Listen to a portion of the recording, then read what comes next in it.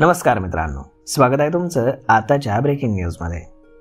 मित्रांनो, सर्वांसाठी पेन्शन योजना या वर्षाच्या अखेरीस लागू होण्याची शक्यता आहे।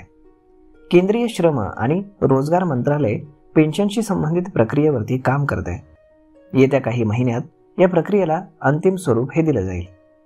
या योजनेमध्ये योगदानकर्ता अधिक योगदान देऊ शकेल।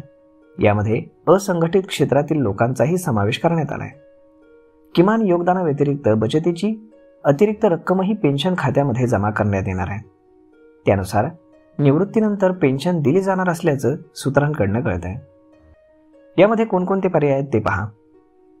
जर एखादा कामगार त्याच्या पेन्शन खात्यामध्ये दरमहा 3,000 रुपये योगदान देत असेल आणि त्या दरम्यान त्याच्याकडे 30,000 रुपये किंवा 50,000 रुपये असतील तर तो ती रक्कम देखील जमा करू शकतो। पेन्शन सुरू करण्यासाठी संबंधित कालावधी निवडण्याचा पर्याय देखील असेल। आता प्रत्येक व्यक्तीला पेन्शन योजनेचा लाभ मिळावा यासाठी सरकार प्रयत्नशील आहे। यासाठी रोजगाराची गरज भासणार नाही। म्हणजेच जर कोणी स्वतःचं दुकान चालवत असेल आणि भविष्यासाठी पेन्शन म्हणून काही बचत करू इच्छित असेल तर ते देखील या योजनेमध्ये सहभागी होऊ शकतात। या योजनेमध्ये सहभागी होण्यासाठी किमान वयोमर्यादा 18 वर्ष असेल, परंतु त्यानंतरही कुठलीही व्यक्ती यामध्ये योगदान देऊ शकते। कामगार मंत्रालय असंघटित क्षेत्राशी संबंधित तज्ज्ञ आणि इतर लोकांकडून मतं मागवत आहे। 2036 पर्यंत देशातील एकूण वृद्धांची संख्या ही 22 कोटींहून अधिक असेल असा सरकारचा अंदाज आहे।